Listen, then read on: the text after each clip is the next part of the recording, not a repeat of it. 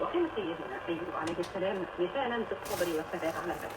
لأننا حينما نقرأ قصة سيدنا أيوب عليه السلام نتأمل ونتدبر هذا الأدب مع الله سبحانه وتعالى. يا صباح الزمن الجميل، يا صباح الجمال. النهارده صاحيه من النوم عندي حنين حنين للماضي والذكريات الجميله وايام زمان، وهتعيشوا معايا يوم بجد جميل جدا. انا ما كنتش اتوقع ان اليوم ده كان حلو قوي كده.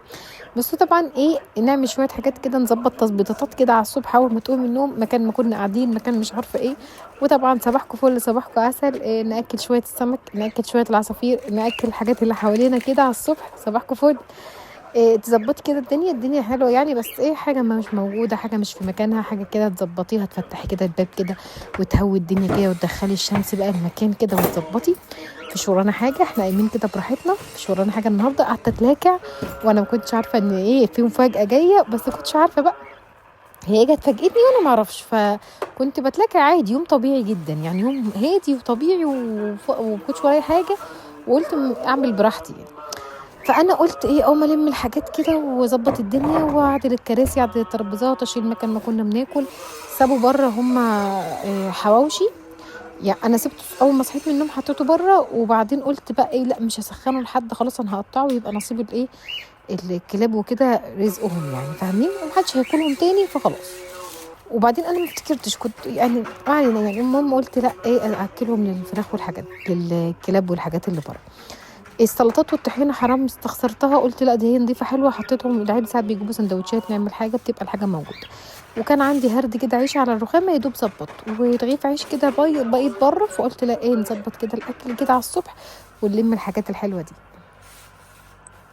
ده يا ولاد مش للقطط وللكلاب، ده للعمال. حرام الدنيا حر، وحاجه ترتب على قلبهم. العمال مشغلين حوالينا، الدنيا حر قوي عليهم. حاجه ترتب. انا بقى كنت سخنت الحواوشي، ما اعرفش، يلا خير. بصوا عايزه اقول لكم دول اصلا كنت جايباهم عندي يعني، كنت مخرجاهم عشان لله، واتبقى عندي دول ولسه طبق زيه. سبحان الله، اهو برضه خارج لله. لكن دول بقى محدش عارف رزق مين بيروح لمين بجد والله. سبحان الله، رزق كده يعني. كنت انا عاينه طبق المانجا ورجع للناس رزقه يعني. انا عشان ببقى الصبح حواليا عمال، في حواليا ناس لسه بيشطبوا بيوتهم وحاجات، بتبقى الدنيا حر. بعت لهم ازازه ميه، اعمل لهم شويه عصير، اي حاجه عندك كده. بتبقى حاجه بسيطه جدا. هم اكيد العمال معاهم فلوس يجيبوا كل حاجه، بس بترضي اللي قدامك. وفي نفس الوقت العمال بيبقوا حرانين يا ولاد، الجو بيبقى حر نار الصبح، واقفين بقى عايزين حاجه ترطب عليهم. فمنجايه كده يعني، حاجه بسيطه كده، تلاقيكي كده الناس تحبك وتدعي لك دعوه حلوه. اه والله، حتى لو الناس مش محتاجه يعني، اكيد الناس مش محتاجين، بس الواحد بقى ماشي في الشارع والنبي لو مين بقى محتاج شويه ميه ساقعه، شويه عصير، حته منجايه. المهم قلت انا هعمل حاجه حلوه، بس قلت اعمل نص رغيف كده. عملت نص رغيف كده بلانشون، وقعدت كده افطر. كان في شويه شيبسي فايدين من العيال، وعملت لهم بقى، عملت سندوتش لانشون كده وشويه شيبسي. وقعدت مش هعمل شاي ولا حاجه، عشان قلت مش عايزه اشرب حاجه. قلت لا عايزه اشرب قهوه ولا شاي على الصبح، انا شويه كده هعمل حاجه حلوه واعمل معاها فنجان قهوه وخلاص، ومش عايزه. فقعدت كده افطر السندوتش بتاعي ده بكام شيبسيه كده على الصبح، ومفتحه كده الشبابيك كده ومهويه الشقه والقران شغال والبركه كده موجوده في البيت ان شاء الله. تعالوا بقى نعمل حاجه حلوه. هنعمل ايه حلو؟ هنعمل كده، هنجيب بيضه تحطيها تنزلي عليها بنقطتين فانيليا، بس ممكن تحط بيضتين عادي لو انت عايزه تكبري الكميه، بس انا عامله كميه على قد. ومثلا قولي نص كوبايه من السمنه، هزود لها شويه زيت دلوقتي بس وانا بعجن. وحوالي مثلا ربع كيس سكر، بس السكر ده زاد مني سنه، يبقى خلي بالك ما تزودهوش. بس ربع كيس سكر، ربع كوبايه سكر مظبوطه، لكن انا حطيت يجي نص فحسها تقيله. وبقى تحط الدقيق كده، قولي مثلا قيمه كوبايه يعني، قيمه كوبايه دقيق، وعليها رشه بيكنج باودر، وتعجني العجين ده مع بعضه. تحسي ان هو لقيتيه ماسك شويه كده، احط له شويه زيت شويه سمنه عندك. انا هزود له شويه زيت عشان تبقى العجينه ماسكه كده مع بعضها كده، وتحسي ان هي عارفه عجينه البسكوت؟ هي نفس اسهل حاجه في الدنيا. بضايه ربع كوبايه سمنه، عليها ربع كوبايه سكر، عليها نقطتين زيت، وعليها كوبايه دقيق. وتعجني بقى وانت ونظرتك انت بقى العجينه. هنشيل حته كده نحطها على جنب، انا هحطها في جنب كده في الفريزر، على اساس ان انا هدور على مبشره وابشرها. انت بتعملي ايه اللي هي الباستا فرورة او المبشورة او انتوا بتسموها بقى زي ما بتسموها يعني. فبتجيبي اي صينية طرت عندك او اي صينية عندك وتفردي كده زي ما انت شايفة بقى، وتعملي الحوافي كده، الحاف بتاع الطرف بتاع الصينية كده. وسهلة، طريقة سهلة جدا وكلنا عارفينها ومن زمان. انا بقول لكم من ايام الزمن الجميل دي بقى كانت الامهات بقى ما يعملوها يا سلام، اكنهم عملوا لنا ايه. انا بقى بصوا، انا كترت مربى، ركزي معايا، ما تكتريش مربى هتبقى مسكره، بس كانت حلوه مع فنجان قهوه ساده هتبقى خطيره. ما عنديش بقى مبشره، فقعدت كده ايه، قعدت ادور على مبشره مش لاقيه عندي مبشره هنا، فقعدت فرفتها كده العجينه بايدي. بس انت اعمليها بمبشره كده او اعمليها خطوط، في ناس كانوا بيعملوها خطوط كده وبس. هو كده بشرت شويه كده بايدي ودخلتها الفرن. عمال بقى ما دخلتها الفرن كان الغسيل كنت انا نسيته امبارح المه، قلت اطلع المه وانا قاعده معاكم.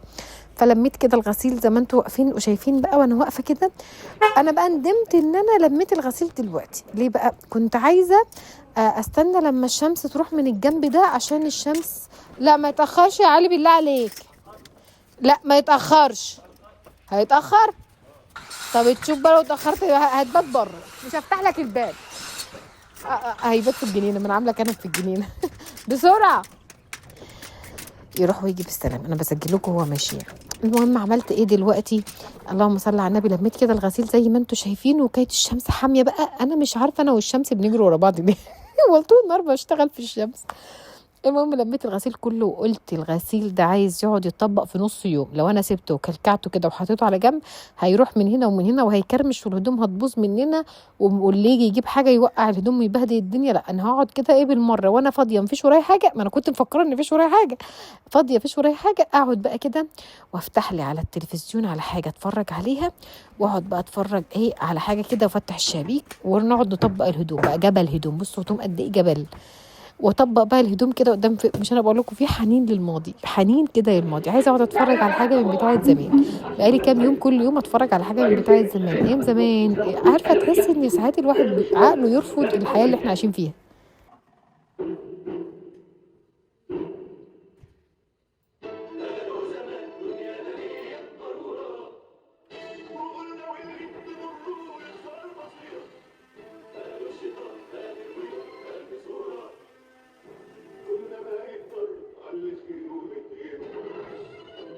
بقى من ايام دي، الايام دي كانت ايام الطفوله والايام الجميله وايام زمان جميل، وحاجات حلوه وتمثيل حلو وحاجات حلوه كده. كانت بجد كانت ايام جميله. فقعدت بقى اتفرج على الحمد لله المسلسل ده كان بيجي ورا بعض ورا بعض ورا بعض. وقعدت كده انا وانا نسيت نفسي وقعدت افتكر زمان. والله علي اجا وانا معديه قال لي ايه بنتي وجع القلب ده؟ بقول له ليه؟ قال لي بتقلبي علينا المواجع ليه؟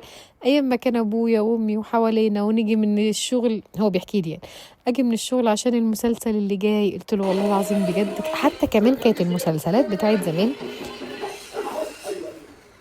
كانت المسلسلات بتاعت زمان كنا نطلع منها يعني بنصيحة، بمعلومة، بفايدة، بحاجة كده. الوقت لا ما عادش.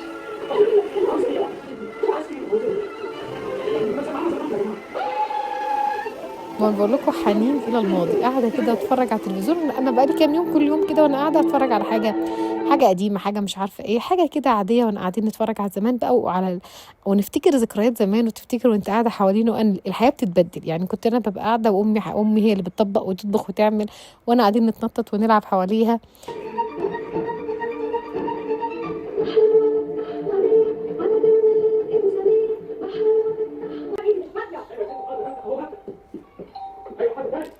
كان ايام خير وكانت ايام بركه والله. ربنا يا ربي كده يبارك لنا في عمرنا ويبارك لنا في ولادنا، وولادنا يفتكرونا بالخير ويفتكرونا بالحلو كده. ونقعد زمان نقول فاكرين كانت امهاتنا وابهاتنا ويقعدوا هنا ويجيبوا لنا كذا ويعملوا لنا كذا.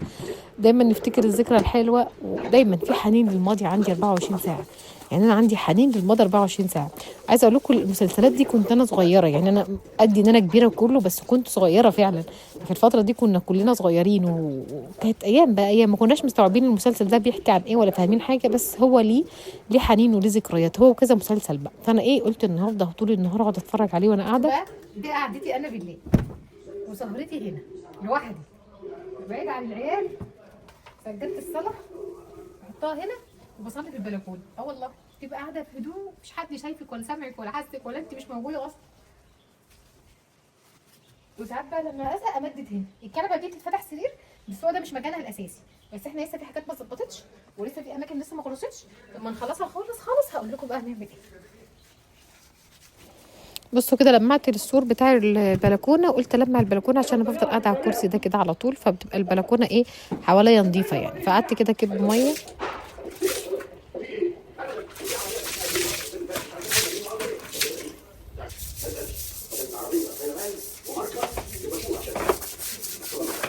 الجيل بقى بتاع المسلسلات بتاعت زمان ده يكتب لي في الكومنتات نشوى انا من الجيل ده، لا نشوى دي مش من ايامنا، نشوى دي مش عارفه ايه. بس عايزه اقول لكم المسلسلات دي كانت برضو قريب يعني كنا ناضجين وفاهمين وكنا مستوعبين يعني، مش كناش نرضع يعني، كنا كبار. ايه كانت بالنسبه لنا اللقطه دي بقى كله بيستغرب فيها. صحت يبقى انت بقى عشان تعرفني وتعرفوني كلكم. ارجو انكم تكونوا لسه نسيتوني.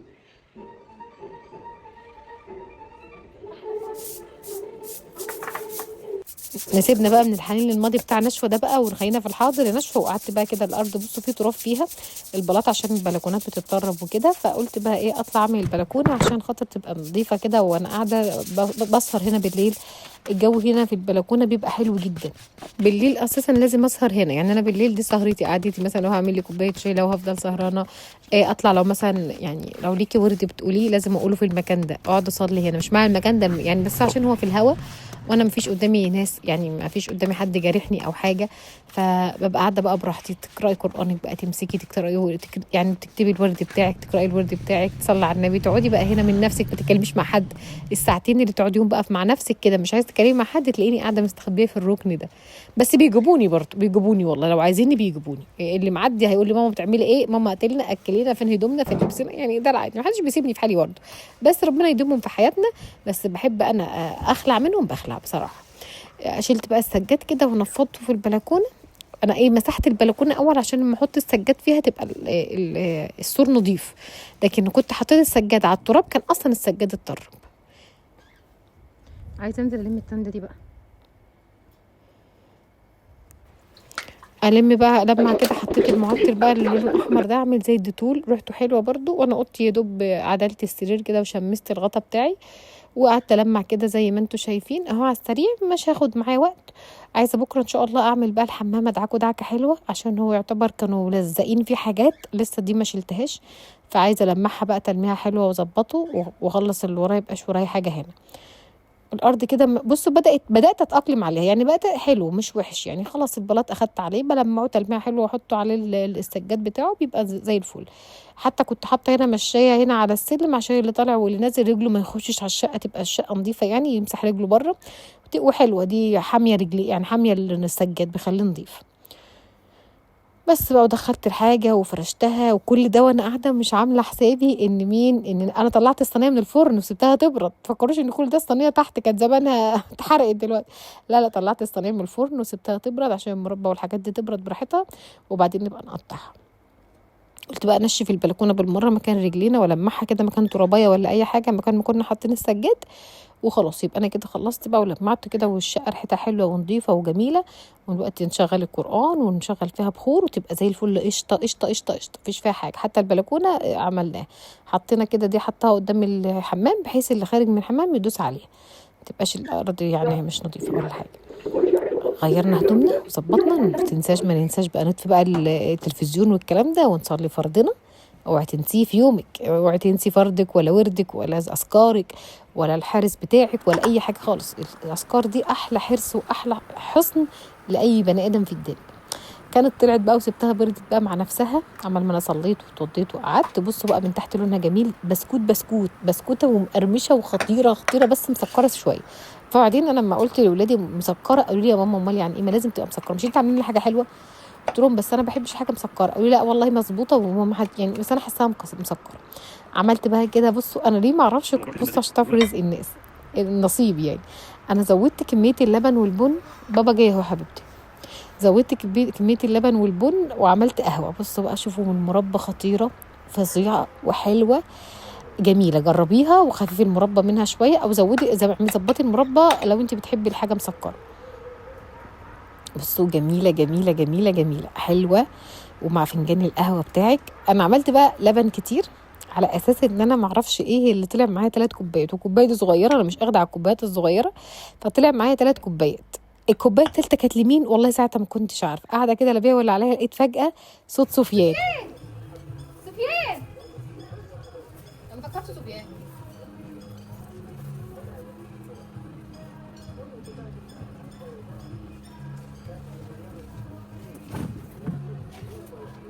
يا سفيان،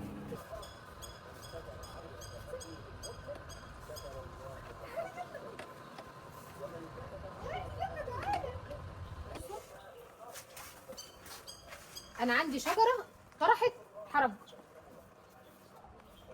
ايه حكايه، ايه قصه الحرنكش ده؟ عو تعالى، والله حرنكش اهو. مين اللي جاب حرنكش هنا؟ مين عارف الحرنكش؟ يا سفيان تعالى، ده انت يا ابن حلال بقى، البنت دي بنت حلال. حرنكش والله، مين اللي جاب حرنكش هنا؟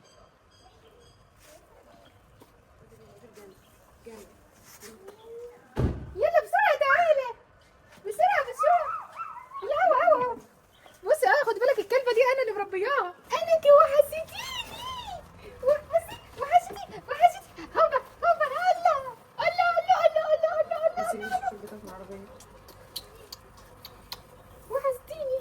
الكلبة الصغنونة دي لايقة على سفيان. شبهه؟ لا يعني ربيها قصدي. ايه شبهه دي؟ على عصافير. يا عصفورة، ازيك يا عصفورة؟ انت عندك اكل هم؟ بتاكل هم وبتشرب ميه هنا، ميه هي ميه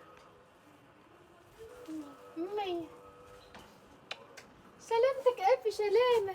انت جايبه ايه؟ اجي سعاد جايبه ايه؟ ازيك يا ماما؟ طب قولي ازيك يا ماما اول. الله يسلمك. عاملة ايه؟ كويسه الحمد لله. بصيلي انتي اهو. ماما. ايه ماما ده مفيش حد بيسلم على حد كده بصراحة. معلش انا حسيت بيكي لما بسلم عليكي عادي. اتعلمتي بقى، ما عشان تاني مره انتوا وسلمى ما تيجي تسلموا عليا تسلموا عليا زي ما خلق ربنا. طب صلحتيني ولا لا؟ بصي بقى جبت لك ايه؟ شيبسيهات وبسكوتات. لا حتى مش عايزه حاجه. لا استني والله جايبه لك والله طبخات حاجة. طب خالي اه والله ده بنتي طبخ. مش طبخة والله، ده هجيب حاجة على قدك انتي بس. بصي انا عاملة بطاطس باللحمة عشان عايزة اسخن يعني. يا وعاملة واد، رز بطاطس باللحمه والرز، تسلم ايدك. وبسكوتات بقى حاجات. صلحت. جايبه لك ايه؟ طب استني يا ماما سلمي بصي عليا يا سفيان، بصي يا سفيان تعالى.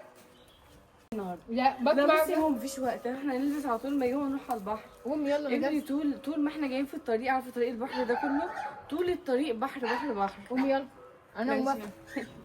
والله اخش اعمل اسرع انت اكل. عامله أكل طرت موقع. بالمربى صح؟ امم اسمه طرت صح؟ اسمه ماشي. صح ولا لا؟ اه ماشي يلا. تعالي كلي اول واشربي القهوه. انت عامله غدا؟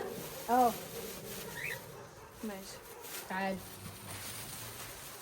فقولي. بالمربى؟ خطيره زي كده. لا تعالي كده. تحفه. كنت قلتها من شويه اول ما دخلت.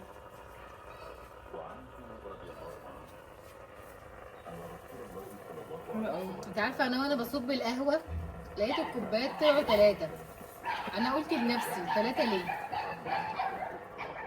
عشاني؟ سبحان الله. حلوه قوي. عارفه دي عايزه قهوه عربي قوي. بالليل بقى، بالليل نعمل قهوه عربي. دي بلبن. ليه لونها فاتح؟ بلبن. حلو قوي. دوبا القرص ده بالعجوه. عجوه؟ انت تحب عجوه؟ لا هو بيحب المعمول السعودي. أرجوني جبت تحت الملبن. دي جزات واخرك اللي تتلاكع. لو كل واحده تقوم تخلص اللي وراها بدري بدري. الوقت انا عندي مشكله، هم عايزين يروحوا البحر وانا لسه عايزه اطبخ، بس انا قلت لها انا طبخت. فاعمل ايه؟ نروح البحر وخلاص ونيجي نطبخ، مش مشكله. هما العيال اكلوا الباتيه والنادين اللي جايباه، والبتاعه دي خطيره خطيره بس مسكره سيكه كده. حاسه ان انا مسكره شويه، يعني خفيف منها السكر شويه عشان المربى على السكر، فالاتنين صعبين.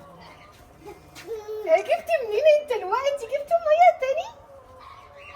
هنضطر ان احنا نملي له البسين من اول وجديد، وعلي يطلع عينه عمال ما يفضيه عشان يسهروا بقى معانا. انا مش عارفه ليه نادين بنتي جايبه صابونه وهي جايه. انا عندي فوق صندوق كده 5 6. تسمعوا؟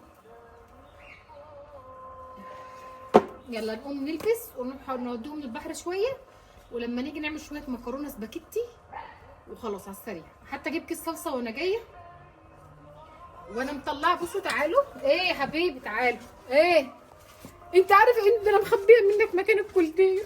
يا رب ما يعرفوش. تعال. انت عرفت مكانه منين؟ ده انا مخبيه ورا الكرسي بسببك. يا حسي عليك. بصوا تعالوا.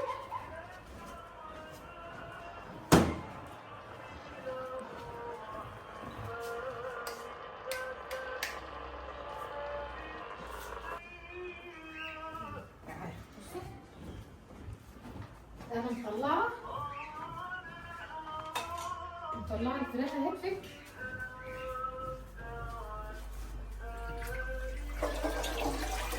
مطلعه الفراخ اهي فك اهي. بس ايه شويه صدور محترمه بالصلاه على النبي. بصوا الصدر قد ايه ده لما يتعمل بانيه بقى بالصلاه على النبي. بصوا الصدر صدر. هتبله واسيبه لما اجي احمره على طول، مش هياخد 5 دقايق.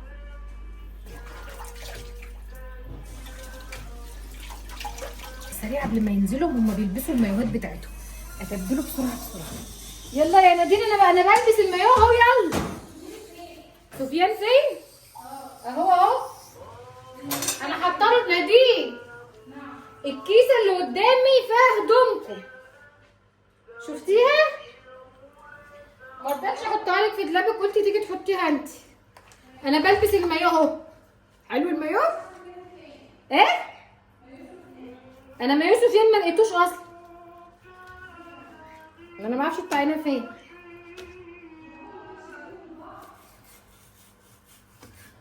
انتوا سبتوه في البحر؟ نادين دخلت اوضتي. اصل انا اوضتي شبه اوضه نادين. مين اللي دخل غير ملايه السرير بتاعتي؟ قلت لها والله ما حد دخل اوضتي. والله حد دخل غير ملايه السرير بتاعتي. ولما اكتشفنا يلا عشان نروح البحر. ايوه البحر السمكه ان هي في اوضتي اصلا.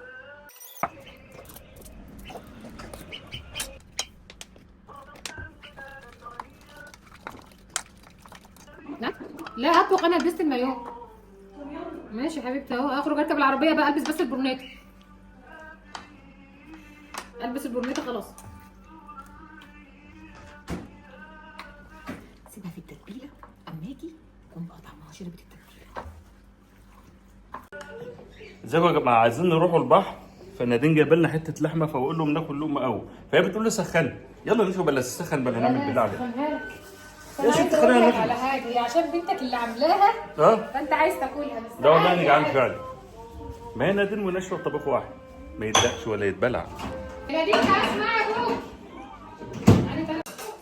بصوا يا جماعه انا اسرع واحده ممكن تعمل اكل في التاريخ بغض النظر عن المشاركه. انا طبخت النهارده بطاطس باللحمه وعملت رز بالشعريه. تسلم ايدك. اتعلمي يعني لازم تطبخي زي امك. مامي فتحتيلي بالصينيه دي. ايه طب حطي في طبق. هي دي صينيه ولا طبق؟ حلو. يا لا حلوه ان شاء الله تكون صينيه شنطه سوداء. يلا يلا. البحر بيجوع يا اولاد. البحر بيجوع. انتوا رحتوا البحر؟ طيب بسرعه بسرعه. تعالى سفيان. ده طبخاه بقالك اسبوع ولا طبخاه امتى بامانه؟ كذابه كذبه. يلا ناكل. بصوا هما فين؟ بصوا هما فين وانا فين؟ اتحركوا شويه. اتحركوا اتخنتم. بتقول ايه؟ بصوا بقى الجمال. بصوا الجمال. بحر يا قلبي. يلا بابا فرحه. نعم فرحان بيعبر عن فرحه. بشوف البخار وعادي يعني. مين هيروح البحر؟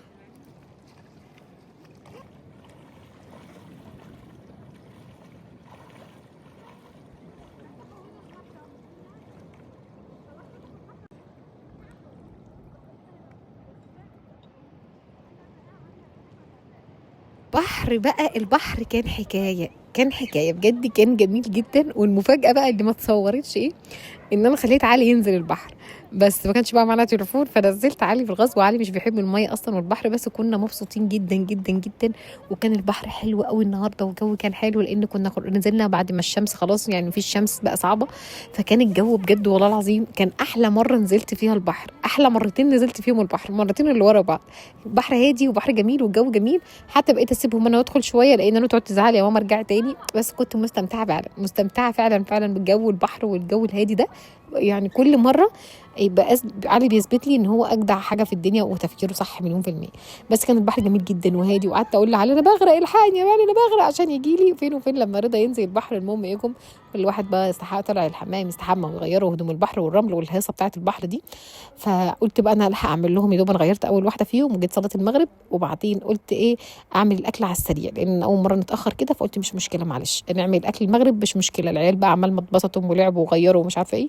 عملت الاكل على السريع، إيه البانيه حطيت بقى بيضتين هنا عليهم شويه ميه مش لبن، ساعات احط لبن وساعات احط ميه وملح وفلفل كده وشويه دقيق بتبلي كده، وانت عارفه بقى البانيه دقيق وبعدين البيض والبقسماط. والتتبيله البانيه النهارده خطيره عشان حطيت لها معلقتين مستردة، فعطت لها طعم جديد عليا ما كنتش بتبل بيه قبل كده، فحلو يعني عطت لها طعم حلو وجميل. وقعدت بقى عملت كميه البانيه، بس بصوا في شويه بانيه اتبقوا مني قلت هسيبهم في جنب لما ابراهيم يجي بالليل احمرها له سخنه، بس ابراهيم ما جاش، فتقريبا بقى انا هسيبها بقى اقطعها يوم شاورما، بكره اعملها شويه شاورما على مكرونه ونعدي، بس هي حبه يعني قطعتين 3 صغنطتين فممكن يتحطوا شاورما او مش عارفه اعمل بهم ايه، بس هم او هم ما ينفعوش بانيه بقى للفرد واحد، كنت سايباهم ما رضيتش احمرهم لان قلت كميه البانيه كبيره، وانا كترت برضو اصلا ما اعرفش ليه، يعني انا عملت كميه ليه كنت عملت صدرين بس ان الصدر ما شاء الله كان حجمه كبير، بس انا قلت بقى عشان نادين وابراهيم وكده فعملت الثلاثه 3 صدور وكان حجمهم كبير، فكنت المفروض اعمل 2 بس مش مشكله يعني نصيب بقى ليه كل واحد له نصيبه.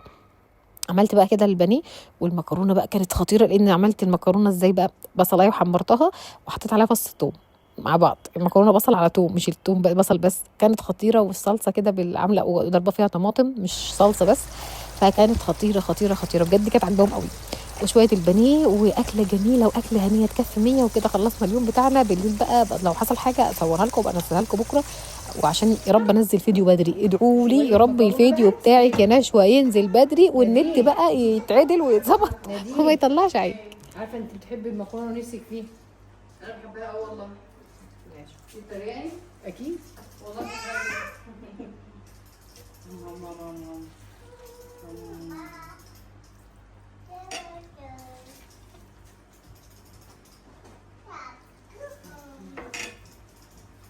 ودي اه